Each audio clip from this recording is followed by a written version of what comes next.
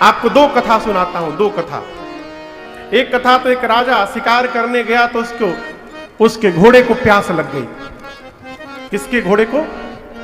राजा के घोड़े को। लगा ढूंढने पानी कहां मिलेगा, तो गया तो देखा एक किसान अपने खेत में पानी डाल रहे थे, लेकिन वहां रहट घूम रहा था। पहले पानी के लिए गांव में जो पुराने लोग होंगे वो चक्री चलती थी गोल और उससे पानी निकलता रहता था, याद है आप लोग को?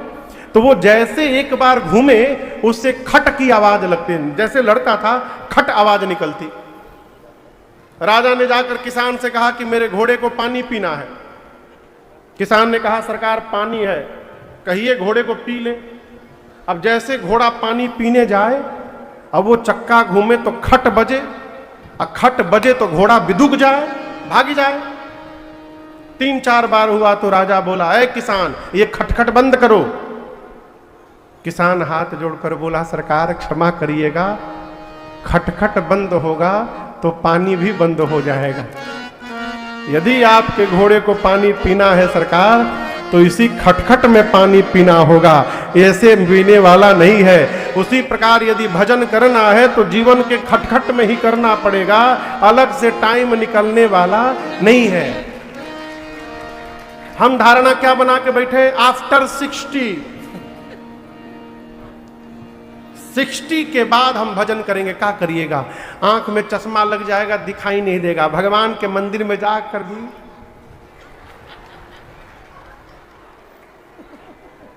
कथा में जाइएगा, कान खराब सुनाई नहीं पड़ेगा। राम राम होगा आपको आम आम सुनाई देगा। दांत टूट जाएंगे, कुछ बोल नहीं पाइएगा। घुटना में दर्द हो जाएगा कहीं। अभी मैं कल गया था, क्या नाम है वो, बमलेश्वर महादेव की बाम, हाँ वही जो आप कह रहे हैं, यहीं पर है बादा में। मैं जब वहां चढ़ने लगा कल, तो मन में सोचा जेकरी घुटना में दर्द हुई वो कैसे आवत हुई जा। इतनी ऊंचाई पर इतनी बड़ी बड़ी सीढ़ियां, रघुनाथ जी कृपा से पहुंच गए, लेकिन पहुंचला के बाद तो तारा दिखाई दे रहा है वहां पर। कहो एक आदमी बहुत गरीब था, रुपया कमाने का भूत सवार हुआ उसके ऊपर। लगा पैसा कमाने अजीत बाबू, 1000पति बना, लखपति बना, करोड़पति बना, अरबपति बना, खरबपति बना। उसके मित्र कहते थे चलो चलो चित्रकूट दर्शन। अरे चित्रकूट लोडिंग बची है यहां पर, अभी पैसा कमाने तो बाद में जाएंगे चित्रकूट।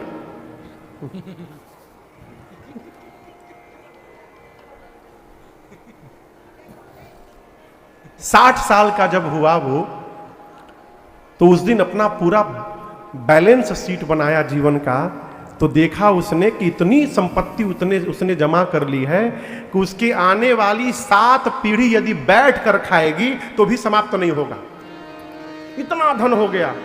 उस दिन उसका 60वां जन्मदिन था। उस दिन उसने निर्णय किया कि अब मैं प्रयास नहीं करूंगा, न कोई नया सेटअप डालूंगा, अब जो हो गया सो हो गया, अब आराम से सब चलता रहे। अब मुझे खूब तीर्थ करना है, भजन करना है, सत्संग में जाना है। सरकार दिन में निर्णय किया, शाम को बर्थडे पार्टी मनाया। ठीक है, हाँ हाँ, कथा सुनते सुनते प्यास लग गई होगी। पनिया दद तनी लुकवा के द, अरे प्रभु ना,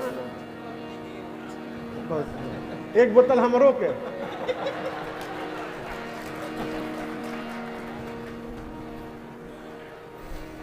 हमरी लगे हैं यहाँ पर, लेकिन हम आपको बताऊं हम मजबूरी में पीते हैं।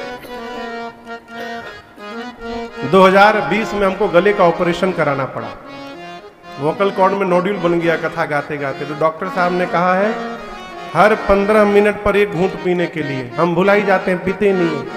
जब लगता है कि नहीं पीना पड़ेगा, सूखने लगा तब पीता हूँ। उसको कहें वोकल कॉर्ड को गीला करके रखना है। पानी पीजिए कोई बात नहीं, लेकिन तनी छिपा के पीजिए। इन्हें कि हम कथा बात हमारे सामने, हमरो मन कर देगा पीने का। अरे कहाँ थे, बाल्टी में पानी आवे हो, याद है बहुत पहले छत्तीसगढ़ में मानपुर, बाल्टी लोटा गिलास में पानी चलने लगा। कथा सुन के बहुत प्यास लगती है, बोल के नहीं लगती है, सुन के। ठीक बोल रहे हैं ना?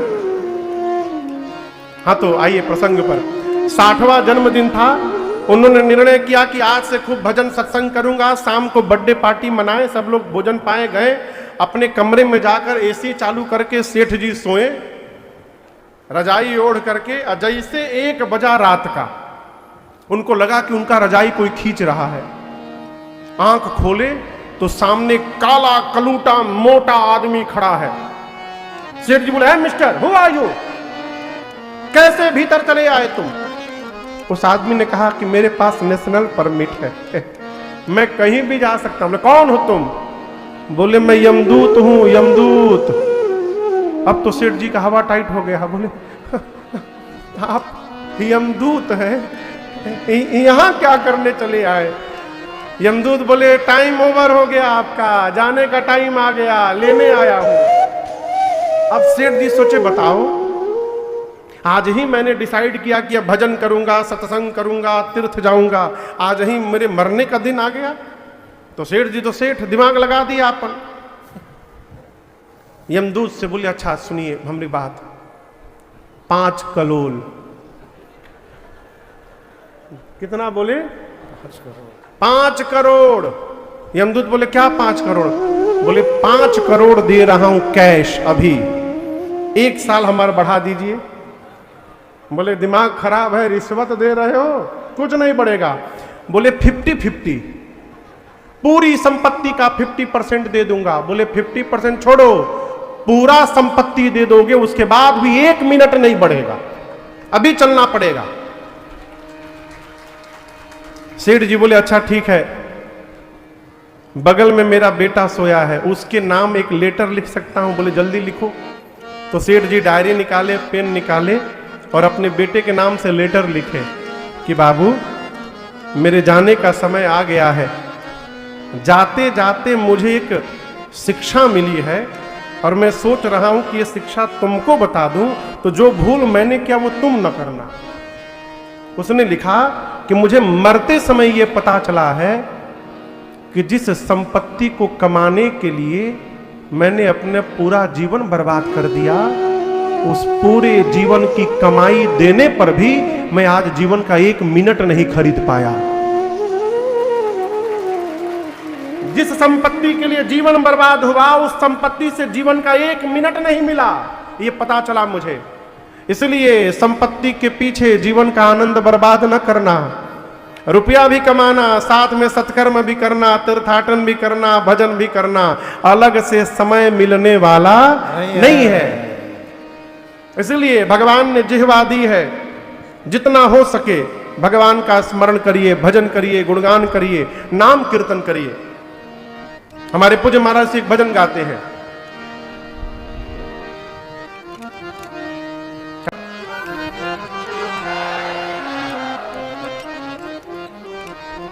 अब हम बोले,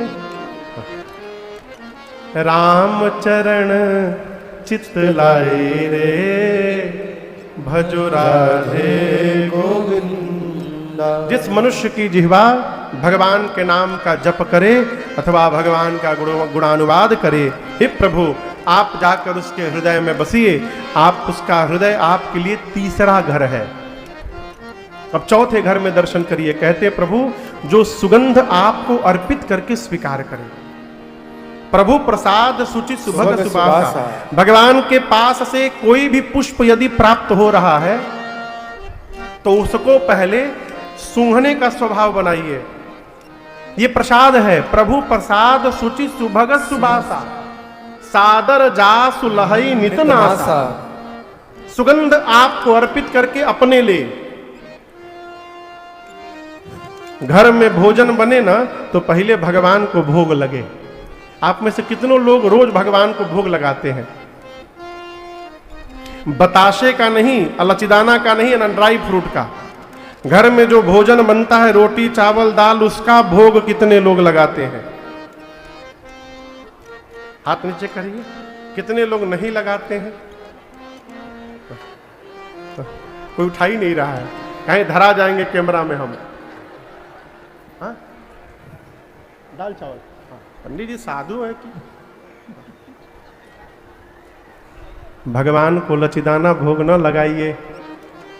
भगवान को काजू किशमिश नहीं खाना है, घर में जो भोजन बन रहा है उस भोजन को भोग लगाइए। महाराज हम तो लहसुन प्याज खाते हैं, महाराज हम कैसे लगा दें? ठीक, कोई बात नहीं। देखिए हम जानत हैं कि हमारे कहला से कोई छोड़ने वाला नहीं है। लहसुन प्याज खाते हैं, कोई बात नहीं। एक काम करिए, दिन में चावल दाल लगाइए। चावल दाल भोग लगा सकते हैं ना, दाल तो बन सकते हैं लहसुन प्याज के। रोटी दाल, चावल दाल। रात में महाराज दूध रोटी, रात में दूध रोटी लगाइए। दिन में दाल रोटी, रात को दूध रोटी। इतना दाल रोटी दूध रोटी खिला दीजिए कि भगवान का मन दाल रोटी दूध रोटी से भर जाए। हम लोग एक जगह कथा करने गए, मैं जगह का नाम नहीं लूंगा, वहां बहुत बड़े आदमी ने कथा कराई थी। लेकिन बड़े आदमी सब काम बांट देते हैं कि ये डिपार्टमेंट तुम संभालो, ये डिपार्टमेंट तुम संभालो। हम लोग की भोजन व्यवस्था जिसको सौंपी गई थी वो एमएमडी थे। एमएमडी समझते हैं? महामानसिक दरिद्र। वो एक टेम्पू न जाने कहां से पत्ता गोभी लाके ढाई दिए थे। एक टेम्पू, याद है ना? एक टेम्पू पत्ता गोभी। और भंडारी उस समय हमारे अपने नहीं थे, उन्हीं के भंडारी जी थे। अब वो सवेरे पत्ता गोभी, दोपहरिया पत्ता गोभी, रात को पत्ता गोभी। 9 दिन हम लोग पत्ता गोभी खाएं। 4 दिन बाद पत्ता गोभी देखते बुखार आ जाए, लेकिन करे का खाना वही पड़ेगा। 9 दिन बाद हम लोग कथा पूरी किए, ट्रेन पकड़े। कल से दूसरे जगह कथा थी, तो कथा पकड़े तो इतनी प्रसन्नता थी। क्यों जानते हैं? पत्ता गोभी से पिंड छूट गया। मजे की बात सुनिए, अगले दिन जहां पहुंचे वहां कथा प्रारंभ होने वाली थी। सुबह पहुंचे, जाकर कमरे में ठाकुर जी को स्नान ध्यान कराएं, पूजन आरती हुआ, भोग की थाली आई तो वहां भी पत्ते गोभी का सब्जी। हम विनय से पूछे, ये बताओ हम लोग तो ट्रेन से आए हैं, ये कैसे पहुंचा यहां पर? तो बोले भैया ये तो जहाज से आ गया होगा। तो मैंने भंडारी जी को बुलाया, कहा देखो तुमको जो मन करे वो बनाना, लेकिन कृपा करना 9 दिन पत्ता गोभी ना बनाना। आप तुम इसी तरह हम लोग मॉरिशस कथा गाने गए अभी पिछले साल, ना हो उसके पिछले साल, तो वहां न जाने व्यवस्था बड़ी अद्भुत किए थे भैया लोग। सब कुछ व्यवस्थित था, लेकिन वहां का मसाला ही अजीबोगरीब था।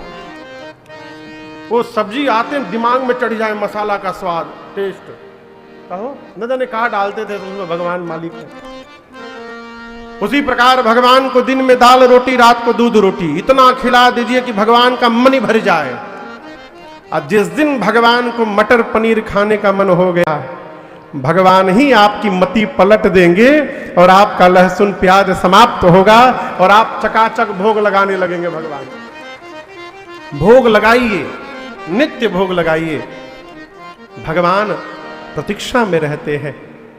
गोस्वामी वाल्मीकि जी कहते हैं, जो सुगंध आपको अर्पित करके ले, तुम ही निवेदित भोजन करही। आपको भोग लगाकर भोजन करे। प्रभु प्रसाद पट भूषण धरही। घर में कोई नया कपड़ा आभूषण वस्त्र आवे तो पहले भगवान राम जी आपको पहनावे और प्रसाद बनाकर सब फिर धारण करे। हाथ से आपकी सेवा करे, श्रेष्ठ का विनम्रता पूर्वक अभिवादन करे, पांव से तीर्थ की यात्रा करे, आप पर भरोसा करे। राम जी ये काम जो जीव सब करता है, जो काम आप उसके हृदय में जाकर वास करिए। आपके लिए चौथा स्थान बता रहा हूं।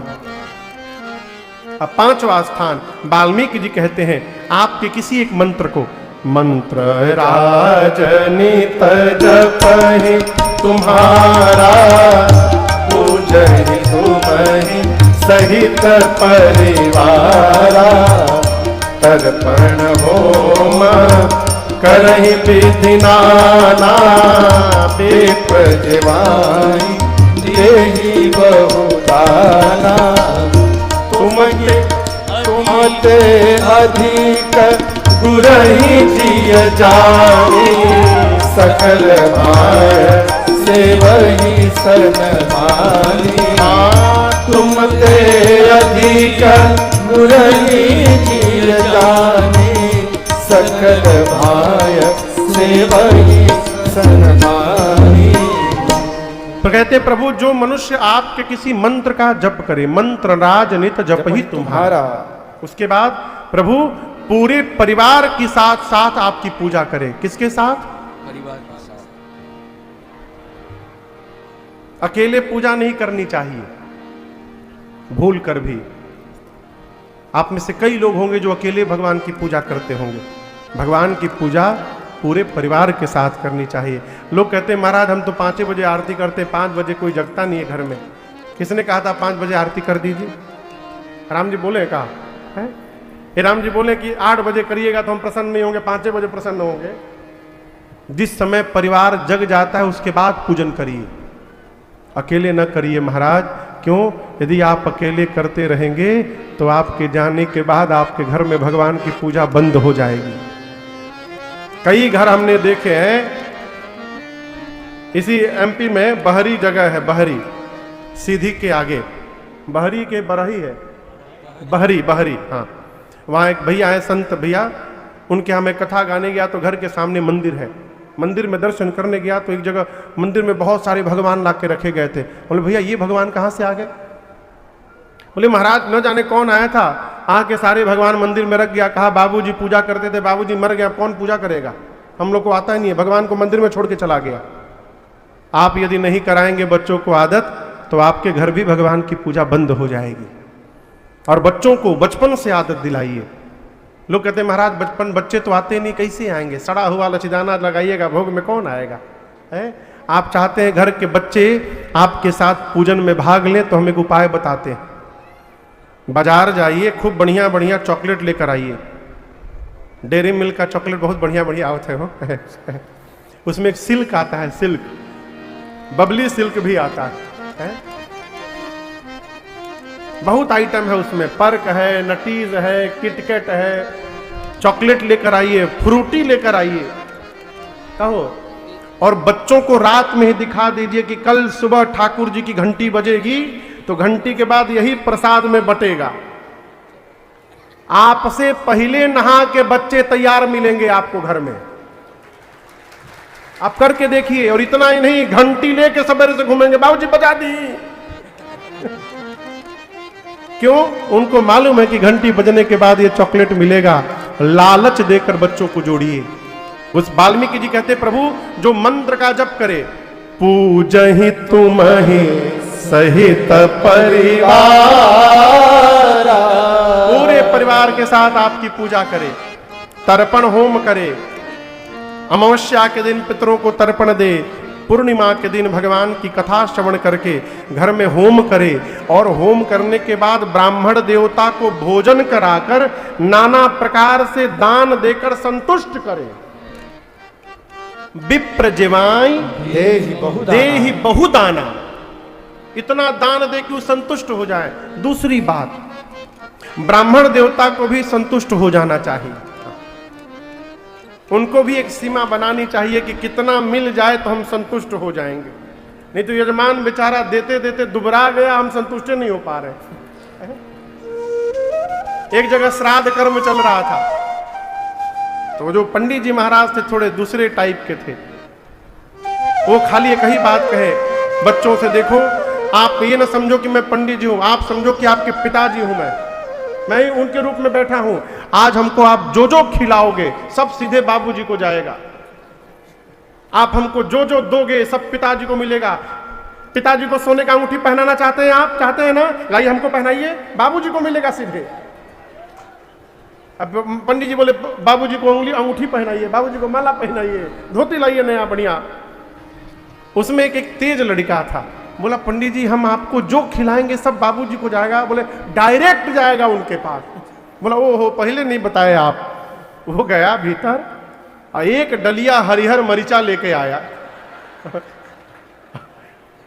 हरा मिर्चा जानते हैं ना, कहो हाँ, हरा मिर्चा लेकर आया। कहा हमारे बाबूजी को मरीचा बहुत प्रिय था पंडित जी, भोजन के पहले जब तक 10 से 20 ठे मरीचा ना खाएं उनकी भूख ही नहीं जगती थी। तो बाबूजी कई दिन से मरीचा नहीं खाए होंगे, मरीचवा पहुंचा दीजिए बाबूजी के पास। पंडित जी भागे वहां से उठ के। घर में ब्राह्मण देवता को भोजन करिए तो दान देकर संतुष्ट करिए। ब्राह्मण देवता को भी ये सीमा बनानी चाहिए, कितना मिले तो हम संतुष्ट हो जाएं, तभी देने का लेने का आनंद है। कहते हैं वाल्मीकि जी, राम जी जो अपने गुरु जी का सम्मान आपसे अधिक करे और ये सब करने के बाद एक ही फल मांगे, राम चरण रति हो, आपके चरणों में प्रेम हो जाए। हे राघव जी, तिनके मन मंदिर बसहु, सिय रघुनंदन दो। आप जाकर सीता जी और लक्ष्मी मैया के साथ उनके मन में वास करिए, आपके लिए 5वां घर। और हम आपसे निवेदन करें, यही 5 घर हम आप कर सकते हैं। हम भगवान की कथा सुन सकते हैं, भगवान का दर्शन कर सकते हैं, भगवान को भोग लगाकर भोजन कर सकते हैं, तीर्थ यात्रा कर सकते हैं, तर्पण होम कर सकते हैं। ये हमारे करने में है। इसके बाद के जो 9 स्थान है ना, वो हमारे बस की बात नहीं है, वो भगवान की कृपा से संभव है। आगे क्या है? क्रोध ना हो जिसको, काम ना हो, मद ना हो, लोभ ना हो, अपने हाथ में है का। हम यहां से प्रवचन भले दें कि क्रोध ना करिए, क्रोध ना करिए, हमारे सामने आप गटर गटर पानी पीजिए, फिर देखिए क्रोध हमारा।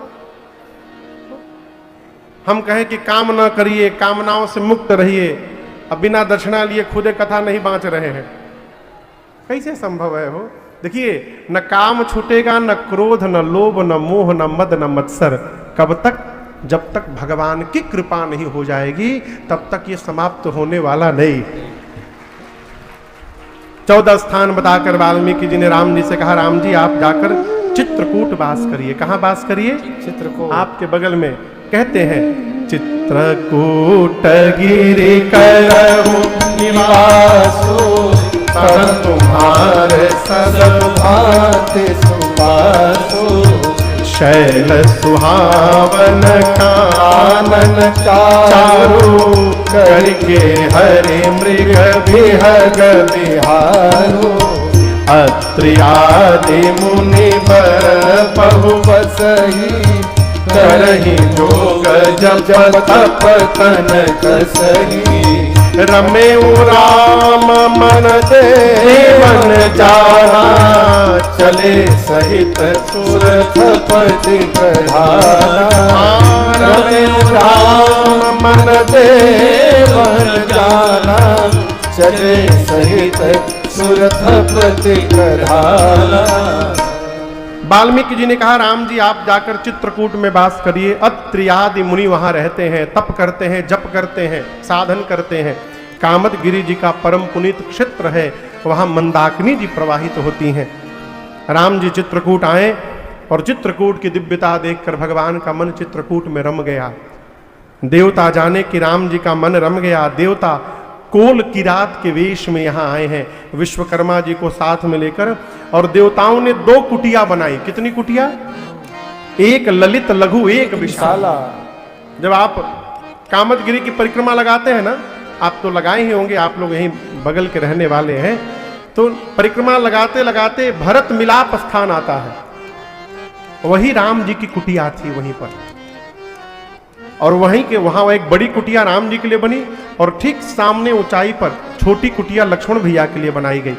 देवता कुटिया बनाए, बना करके गए। देवताओं के बाद ऋषि मुनि आए, भगवान ने सबको दंडवत किया है। मुनियों के बाद वहां के कोल किरात भील वहां पर राम जी के पास आए, आकर प्रणाम करके बैठ गए।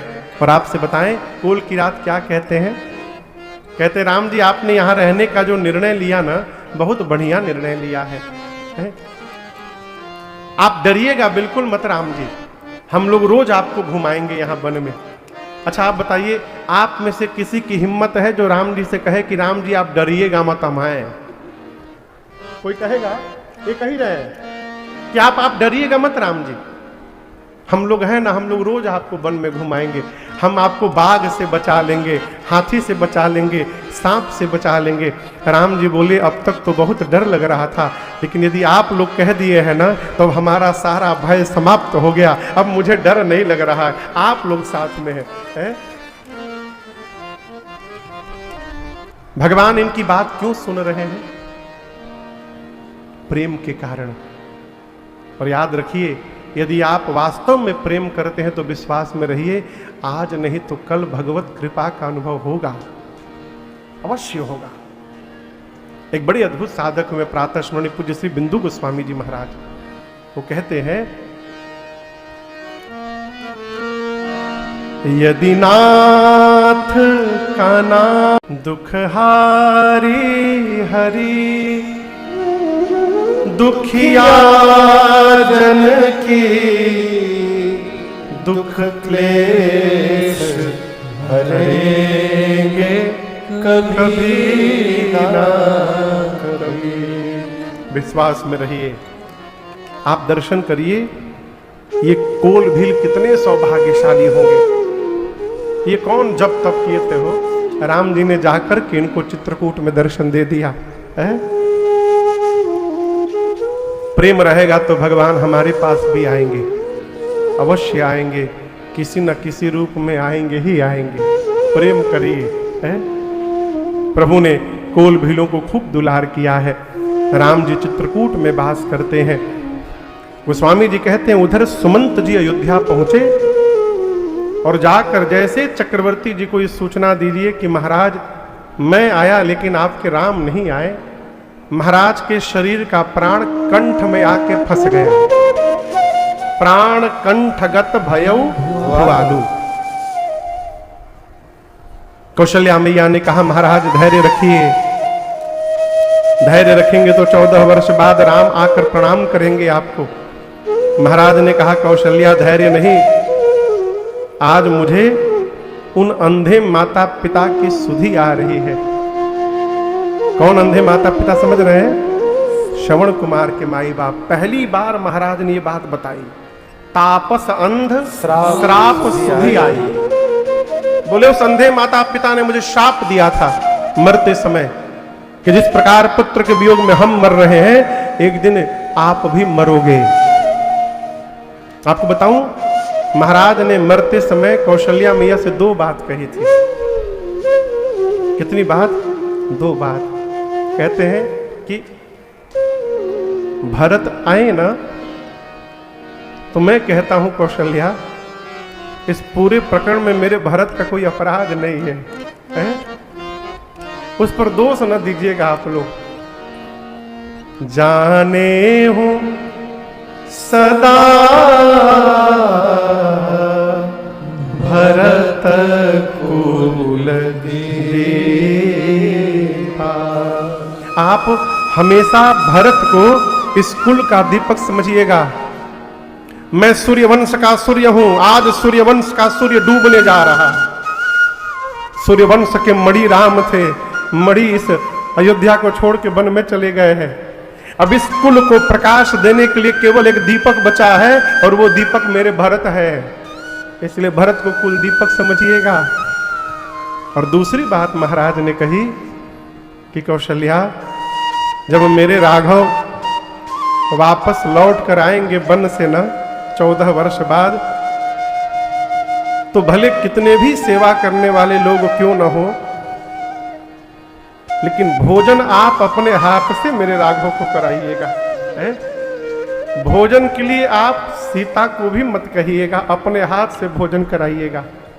और मैं जानता हूं भोजन करते समय मेरे राघव को मेरी याद आएगी, और जब वो भोजन न करे न कौशल्या, तो मेरी छवि को दिखा करके और मेरी सौगंध दे करके मेरे राघव को आप भोजन कराइएगा। ये 2 बात महाराज ने कही मां से। और कहते हैं, हे राघव, आपको गए 6 दिन हो गए, आप चले गए और मेरा प्राण नहीं गया अब तक। अब इससे अधिक और कौन सी विपत्ति जीवन में आएगी? इतना कह के मानो महाराज प्रायश्चित करने लगे। एक एक दिन के लिए एक एक बार महाराज ने राम बोला। राम राम कही, राम कही, राम राम कही, राम तन परिहरि रघुबर विरह राम गयो सुरधाम। 6 बार मुख से राम राम राम राम राम राम कह के महाराज ने तुरंत प्राण का त्याग कर दिया। माताएं विलाप करने लगी। गुरुदेव भगवान वशिष्ठ जी आए, ज्ञान उपदेश करके नाव में तेल भर के पार्थिव शरीर को सुरक्षित कराया है। भरत जी को बुलवाया गया, मैं उनके ननिहाल से। भरत भी सीधे आकर मां कैकेयी के पास गए और जानते भरत जी क्या पूछे मां से? मां, कैकेयी जी ने पूछा कि आपके ननिहाल में सब कुशल है ना? भरत जी बोले, मां वहां तो सब कुशल है, मेरे घर में सब कुशल है ना मां? क्यों? आज तक मैं जब भी बाहर से घर लौटा हूं तो द्वार पर मेरी तीनों माताएं मुझे मिली हैं। आज पहली बार आप अकेली मिली, मेरी 2 माताएं नहीं खड़ी थी। घर सब कुशल है ना मां? कैकेयी ने कहा कि मैंने सब कुशल कर लिया था। बेचारी मंथरा ने बड़ी सहायता की भरत, लेकिन क्या कहूं, ब्रह्मा जी ने एक बात बिगाड़ दी। भरत, आपके पिताजी नहीं रहे अब। तो स्वामी जी कहते हैं, भरत भैया सुने, पिताजी नहीं रहे, हाँ तात कह के खड़े खड़े गिर पड़े। तात तात हाँ तात पुकारे, गिर पड़े, लगे छटपटाने भरत भैया। मां बार बार संभाल करती हैं। भरत जी ने पूछा क्या कारण था, कारण बताओ। आप दर्शन करिए, कैकेयी मैया ने छुपाया नहीं, सब बता दिया। उन्होंने जो जो किया सब मां ने बता दिया। और जैसे भरत भैया सुने कि मेरे राम भैया अयोध्या छोड़ के वन में चले गए हैं, वो स्वामी जी कहते हैं, भरत जी पिताजी की मृत्यु भूल गए। भरत ही बिसरे पितु मरण, सुनत राम बन गौ। हे तू अपन पौ जानी जिया, थकित रहे धरी मोह। भरत भैया स्तब्ध हो गए। कौशल्या मैया के पास गए, मां को पकड़ के भरत जी बहुत रोए हैं। आज कहते, मां मैं सत्य बोलता हूं मां, मैं कुछ नहीं जानता हूं। यदि भैया के वनवास में मेरी तनिक भी सहमति हो मां, तो जो पाप गौ हत्या से लगता है तेरे भरत को लग जाए, जो पाप माता पिता की हत्या से लगता है मैं लेने को तैयार हूं मां। भरत जी 28 पाप गिनाए, बोले ये सारे पाप मैं लेने को तैयार हूं। कौशल्या मैया ने कहा, भरत अब आप अपने बारे में मुझे बताओगे? जिस सूर्य के आने के बाद अंधकार समाप्त होता है, ये संभव है कि किसी दिन अंधकार ही सूर्य को समाप्त कर दे। आकाश एक बादल में समाहित हो जाए, ये संभव है। जल से निकलकर मछली जीवित रह जाए, ये संभव है भरत। लेकिन मेरा भरत अपने भैया के विरुद्ध जाकर कोई व्यवहार करेगा, ये किसी युग में संभव नहीं है। ऐसा कदापि नहीं हो सकता है भरत। रात भर भरत जी मां के पास रहे। प्रातः काल चंदन की लकड़ी की चिता सजी। भरत भैया ने गुरु आज्ञा पाकर महाराज को अग्नि दिया है। श्राद्ध कर्म हुआ। इसके बाद श्रद्धांजलि सभा बैठी और श्रद्धांजलि सभा में गुरुदेव ने भरत जी से कहा, भरत जी आपके पिताजी को वचन से प्रेम था, प्राण से प्रेम नहीं था। आपके पिता जैसा पिता न था, न है, न कभी होने वाला है। एक वचन मानकर भैया बन चले गए, दूसरा वचन मानकर आप राजा बन जाइए। कोई बुरा नहीं कहेगा, सब अच्छा कहेंगे। सुमंत जी भी बोले, मां भी बोली। अंत में भरत जी खड़े हुए और कहे, गुरुदेव मैं एक बात पूछना चाहता हूं। गुरु जी कहे, कहिए। भरत जी कहे, गुरुदेव आप लोग बताइए, स्त्री के शरीर का सबसे ऊपर का आभूषण का नाम क्या है? सबसे ऊपर जो आभूषण होता है उसका क्या नाम है? मांग टीका। शरीर में सबसे ऊपर कौन गहना रहता है? मांग टीका। और शरीर के सबसे नीचे कौन सा गहना रहता है? बिछिया, पांव की उंगली में। भरत जी कहते हैं, गुरुदेव कोई स्त्री सिर से लेकर पांव तक जितने आभूषण होते हैं सारे आभूषण पहन ले, लेकिन कपड़ा कोई ना पहने शरीर पर, कैसा लगेगा गुरुजी? बोले, बेटा बिना कपड़े का गहना व्यर्थ है। भरत जी बोले, अच्छा गुरुदेव मन में वैराग्य नहीं है, हम ब्रह्म पर प्रवचन दे रहे हैं। गुरु जी बोले बिना वैराग्य के ब्रह्म की चर्चा व्यर्थ है। अच्छा गुरुदेव शरीर में रोग हो गया है, 56 प्रकार के भोग, बोले रोगी शरीर के लिए 56 प्रकार के व्यंजन व्यर्थ है।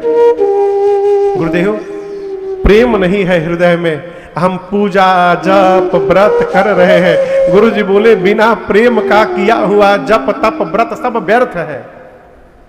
भरत जी बोले यदि कितना भी सुंदर शरीर हो गुरुदेव, उसमें प्राण नहीं है तो बोले बिना प्राण के शरीर व्यर्थ है। लेकिन भरत पूछ क्यों रहे हो? भरत जी ने कहा गुरुदेव जैसे कपड़े के बिना गहना व्यर्थ है, वैराग्य के बिना ब्रह्म की चर्चा व्यर्थ है, रोगी शरीर को भोग व्यर्थ है, प्रीत बिना जप तप व्रत व्यर्थ है, प्राण बिना शरीर व्यर्थ है, उसी प्रकार राम के बिना भरत के लिए ये अयोध्या व्यर्थ है। गुरुदेव इस अयोध्या का कोई अर्थ नहीं मेरे लिए, सब व्यर्थ है। मैं कितना बड़ा पापी हूं दर्शन करिए, अभी मैं राजा नहीं बना हूं। मुहि समान को पाप निवासु, जही लगी राम सीय वनवासु। अभी मैं राजा नहीं बना, मेरे नाम की प्रस्तावना रखी गई कि भरत राजा बनेगा, पिताजी मर गए, बड़ा भाई वन में चला गया। आप सोचिए मैं कितना बड़ा पापी हूं, मेरा नाम आगे आया तो इतना उत्पात हो गया। जिस दिन मैं राजा बन गया गुरुदेव, ये धरती फट के रसातल में चली जाएगी। इस सिंहासन पर धर्मशील राजा चाहिए। आप सबने अपनी बात कह दी, आज्ञा हो तो मैं अपनी बात कहूं। भरत जी बोले गुरुदेव देखे बिनु रघुनाथ पद, जिय कै जरनी न जाय। भरत जी बोले मैं जब तक प्रभु के श्री चरण का दर्शन नहीं करूंगा गुरुदेव, मेरे हृदय का ताप समाप्त नहीं हो पाएगा। इसलिए मैं आपसे अनुमति नहीं मांग रहा हूं, आपको बता रहा हूं। कल प्रातः काल में जा रहा हूं वन में भैया के पास, मेरे साथ आप में से जिसको चलना है स्वागत है। विश्वास का दर्शन करिए भरत जी का। कहते हैं कि मैं ही पापी अपराधी हूं, लेकिन एक बात कहूं गुरुदेव, जैसे मैं वन में भैया के पास जाऊंगा, भैया मेरे सभी अपराधों को क्षमा करके और दौड़कर मुझे अपने हृदय से लगा लेंगे। ये मेरा रघुनाथ जी पर भरोसा है, विश्वास है?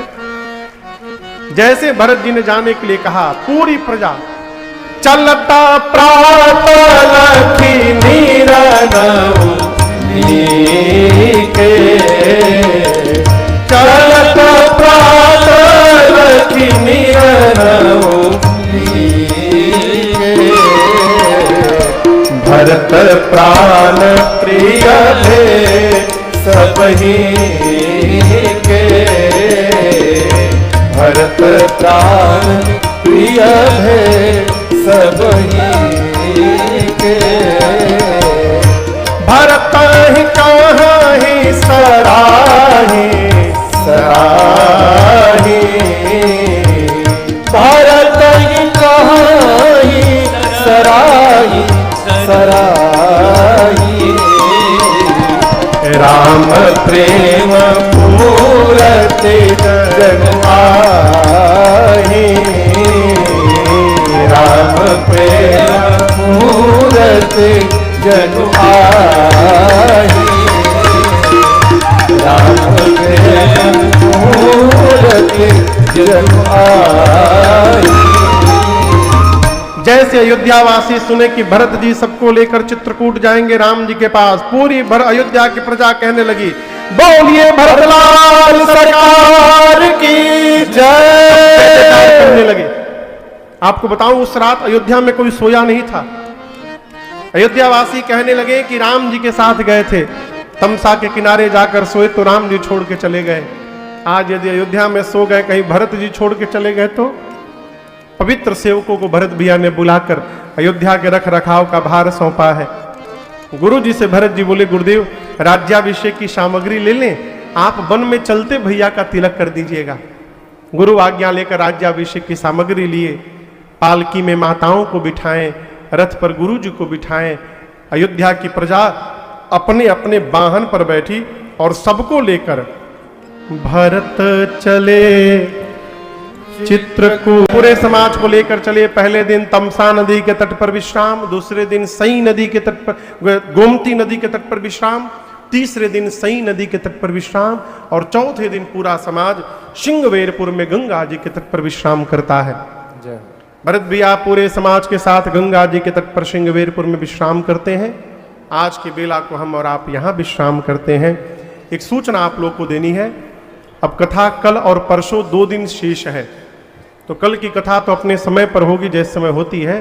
परसों की कथा प्रातः बेला होगी, प्रातः काल 10 बजे से। अजीत बाबू ठीक है? आप लोग सुबह 10 बजे आ सकते हैं। तो कल तो शाम को ही मिलेंगे हम लोग। परसों विश्राम सत्र की कथा प्रातः बेला में होगी।